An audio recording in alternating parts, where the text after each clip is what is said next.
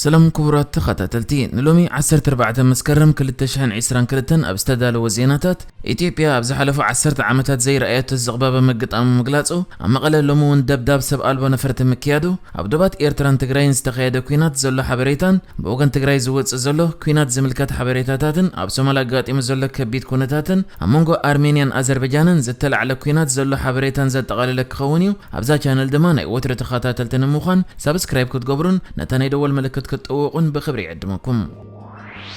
إثيوبيا بسنك كوينات كالئ مسوز تحاز قداياتن اتهاجر قدم حجي أبز حلفة 10 عامات رئاتو زي تفلت متأنزق باب قوطبا أقاط إمام مهلاو تقاليصو أب تقراي كوينات داقما يبستول لعلو أبز حجي اوان اتحد اوان أب أفريقيا حدا كابتن بفتنا زعابي زنبرك قوطباتات أفريقيا زنبرك قوطبا إثيوبيا أب حيالك قالس كم زركب تقاليصو أب حانتي ABC تبهل معكن نزنا إثيوبيا قوطبا بزملكت تزرقي حاب زلو تصبصابكا إثيوبيا حدا اوان بشحن شعات 280 بزقات أما عصبا عالم لخوم اللعال تغير لا كوانت نبره اتهاجر قندحريو كم عبي قدب حداسة إثيوبيا زامسلو عبيت بروجكتاتن اب دبلوماسياوي رئيس ختم افريقيا زخونت اديس اباون عبيت بروجكتات هنصات بمسرح قوطبا قيرا يدحر مبال قوطبا تهاجر ابز حلفه 10 عامات قدم قينات باستات 10 حدا ميتاويت عبيات يرئ كم زي نبره دحرو قينات غنا بمسرت عالم لخو معكن غنزب قوطبا اب عامت 2020 حدا 2022 ناب 3.8 ميتاويت عبيات طراي وريد الى كم ذكر بارلمان هاجر إثيوبيا ابز عامت نمكل خال طراي توسغي 1.7 بليون دولار سلعيو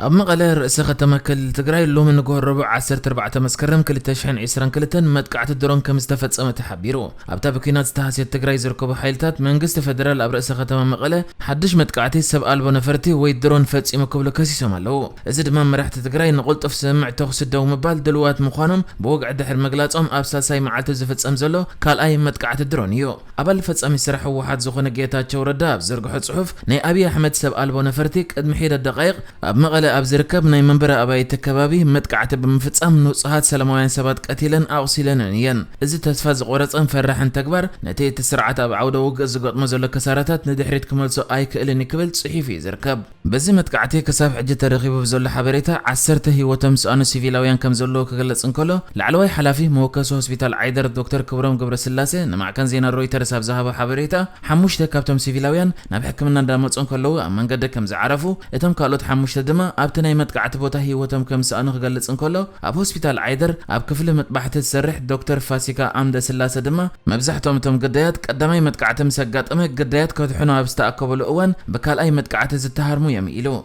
اتين حموشت اوارح تصنح سبعو مقرات تصاوتا تطحيسو داغما كينات كابزولا درس 3 سمون كمل قريب الله ጌታቸው ረዳ ምስ ጀነራል ጻድቃን ገብረትንሳኤ ኣብቲ ምስ መንግስቲ ፌደራል ዘካየድ ልዝብ ክሳተፉ በወገን መንግስቲ ትግራይ ተሸይሙ ምህላዎም ይፍለጥ መንግስቲ ኢትዮጵያ በወገኑ ቅድሚ ሒደት ኣዋርሕ 7 ኣባላት ዝሓዘ ጉጅለ ተላዘብቲ ከም ዝቆመ ወግዓው ኮን ተገበረ እቲ በወገን ትግራይ ሕብረት ኣፍሪቃ ዝመርሖ መስርሕ ልዝብ ተቀቢልናዮ ኣለና ብዝብል ዝተዋሃበ መግለጽ ግን ዛጊት ብዕለ ዝሃቦ መልስ የለን ሕብረት ኣፍሪቃ ውዱ ሕራት ሃገራትን ኣሜሪካን እቲ በወገን ትግራይ ዝተዋሃበ መግለጽ ብሓጎስ ከም ዝተቀበሉ ኣፍሊጦም ኣለዎ እዚ ከምዚ ኢሉ እንከሎ ድማ ኣብ ኩሉ ዶባት ትግራይ حيال كينات يكايد كم زلو تقاليصو ابتي بوغن تግራይ ዝወፀ መግለጽ ኸኣ በወገን ደደቢት በግንባር አዲያቦ በወገን አዳርቃይን በወገን ዶብን ኮመደማ በግንባር ሰቆጣ حيال ውግኣት ከም ዝተኻየደን ይካየድ ከም ዘሎ እንድሕር መግለጽ ኣብ ዶባት ኤርትራን ትግራይን ውግእ ይካየድ ከም ዘሎ ተገሊጽሎ ላዕለዋይ አዛዚ ሰራዊት ትግራይ ጀነራል ታደሰ ወረደ ኣብ ዝሃቦ መግለጺ ኣብቲ በወገን ዶባት ኤርትራ ዝተገብረ ኩናት ሰራዊት ኤርትራ ነከተማ ሸራሮ ሒዞማ ኣለዎ ክብል እንከሎ ጉዳይ ምዕራብ ትግራይ ከኣ ኣብ ዘተ ዘይኣቱ ጉዳይ ክብል ተዛሪበሎ እዚ ከምዚ ኢሉ እንከሎ ድማ ብዛዕባ ዚ ኣብ ዶባት ኤርትራን ትግራይን ዝካየድ ዘሎ ኩናት ብዝምልከት በወገን ኤርትራ ዝወፀ መግለጽ ኮንተ ዝየለ ሚኒስተር ዜና ኤርትራ የማነ ገብረ መስቀል ግና ነቲ ኣሜሪካ ኤርትራ ኩናት ትግራይ ተጓሃራላ ዝበለቶ ካብ ሓቂ ዝረሓቀይ ብምባል ናይ ተቃውሞ መግለጽ ይብላ የማነ ገብረ መስቀል ኣብቲ ዘርጊሕዎ ዘሎ ጽሑፍ ክፍሊ ጉዳያት ወፃኢ ኣሜሪካ ንኤርትራ ኣብ ኢትዮጵያ ዘሎ ግጭት ተጓሃራላ ዝብል ወትሩ ዘቕረቦ ክስ ይቕጽል ኣሎ እዚ ኩሉ ብምዕቀኒታት ዘይጭበጥ እዩ ናይ ሕወሓት ናይ ባዕሉ ስትራቴጂካዊ ናይ ምርጫ ኩናት ምድጋፍ ሓደ ነገር እዩ ሓቀታት ምጥምዛዝ ከኣ ካልእ ጉዳይ ብምባል ኣብ ልዕሊ መግለጽ ሚኒስትር ወፃኢ ጉዳያት ኣሜሪካ ዘለዎ ተቃውሞ ይገልጽ ዝርከብ ከም ዝፍለጥ ኣብዚ ዝሓለፈ ቀረበ መዓልታት በወገን ትግራይ ነቲ ናይ ሕብረት ኣፍሪቃ ሽምግልና ንቕበሎና ዝብል መግለጽ ድሕሪ ምውጽኡ ሚኒስትር ወፃኢ ጉዳያት ኣሜሪካ ኤርትራ ካብ ትግራይ ክትወጽእ ኣለዋ ዝብል ጻውዒት ኣቕሪቡ ነይሩ እዩ ኣብ ሶማሊ 6.7 ሚልዮን ህዝቢ ኣብዚ ዓመት እዚ ብከቢድ ሕፅረት መግቢ ልዕሊ 300,000 ህዝቢ ድማ ገዳይ ጥሜት ክኾኑ እዮም ዝብል ስግኣት ከም ዘሎ ውድብ መግብን ሕርሻን ዓለም ኣጠንቂቑ ብመሰረት ውድብ መግብን ሕርሻን ዓለም ወይ ፋኦ በዚ ዳሕራዋይ ሓደጋ ዝተጎድኡ ህዝቢ ባይደዋን ቡርከካባን ከምኡ ድማ ኣብ ዞባ በይ ደቡብ ሶማል ዘለዉ ነበርቲ ከተማ ባይደዋ ምዃኖም ገሊጹ ኣሎ ወኪል እቲ ትካል ኣብ ሶማል ኢታይን ፒተር ሽሚት ዝተዋሃበ ተደጋጋሚ መጠንቀቕታ ንጹር እዩ ሎሚ ስጉምቲ እንተዘይተወሲዱ ኣብ ዝቕፅል ሒደት ሳምንታት ድርቂ ከጋጥም ኢሉ እዚ ከምዚ ኢሉ እንከሎ ድማ ቅድሚ 12 ዓመታት ብሰንኪ ኣጓኒፉ ዝነበረ ጥሜት 340,000 ትሕቲ 5 ዓመት ዝዕድሚኦም ቆልዑ ንከቢድ ሕፅረት መግቢ ተቃሊዖም ከም ዝነበሩ ሎሚ እቲ ብዝሒ 513,000 ከም ዝበፅሐ ትካል ህፃናት ውድብ ሕቡራት ሃገራት ዝኾነ ዩኒሴፍ ኣፍሊጡ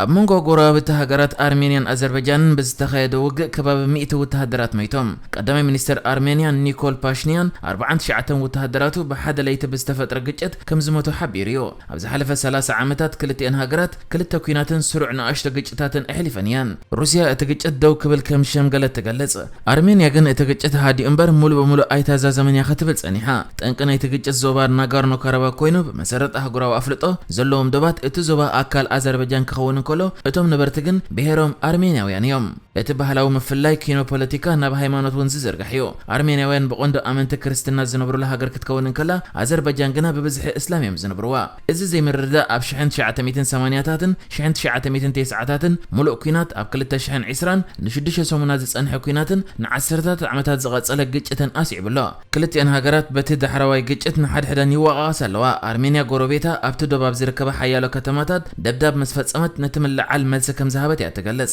ኣዘርባይጃን ብወገና ብጎረቤታ ምትንኾያት ከም ዝተፈጸመ ትሕብር ኣላ እቲ ግጭት ብሶኒ ክውላዕ እንከሎ ሞስኮ ካብ ሶሉስ ንግሆ ጀሚሩ ብቁልጡፍ ተኽሲ ደው ከብሉ ከም ዘዘራረበት ገሊጻ ፕሬዚደንት ኣርሜንያ ኒኮል ፓሽኒያን ግን ጽዑቕ ተጻብኦታት እኳ እንተነከየ ኣዘርባይጃን ትፍጽሞ ዘላ መጥቃዕቲ ግን ኣብ ሓደ ወይ ክልተ ግንባራት ይቕጽል ኣሎ ኢሉ ብሶሉስ ገለ ወተሃደራት ከም ዝተቆትሉ ዝገለጸት ኣዘርባይጃን ብወገና ኣርሜንያ ነቲ ብሩስያ ዝተማእከለ ምቁራጽ ተኽሲ ከም ዝጠሓሰት ከሲሳ እቲ ኩናት ብደረጃ ዓለም ክኹነን እንከሎ ሚኒስትር ወጻኢ ጉዳያት ኣሜሪካ አንቶኒ ብሊንከን ነቲ ግጭት ወተሃደራዊ ፍታሕ ክህሉ ኣይክእልን ኢልዎ እቲ ዝቕጽል ዘሎ ዘይምርዳእ ብፖለቲካውን ዲፕሎማስያውን መንገዲ ጥራይ ክፍታሕ ኣለዎ ክትብል ብታሪኽ ምስ ኣርሜንያ እተተኣሳሰር ሩስያውን ክልቲኦም ወገናት ክሃዱ ተማሕጺና ፕሬዚደንት ፈረንሳ ኢማኑኤል ማክሮን ንኣዘርባይጃናዊ መዘንኡ ኢልሃም ኣሊየቭ ከዘራርብ እንከሎ ነቲ ምቁራጽ ተኽሲ ከኽብር ተማሕጺኑ ምስ ኣዘርባይጃን ርክብ ዘለዋ ትርኩ ግን ንመግለጺ ኣዘርባይጃን ዘደገፈትን ክትመስል ሚኒስተር ጉዳያት ወጻኢ እቲ ሃገር ዝኾነ መቭሉት ካቮሶግሉ ኣርሜንያ ምትኽታኽ ደው ኣቢላ ኣብ ዘተ ሰላም ከተተኩር ኣለዋ ኢሉ ንሕጂ ዝተዳለወ ዜናታት እዚ ነይሩ ብካልእ ክሳብ ንራኸብ ሰላም ንዓኹም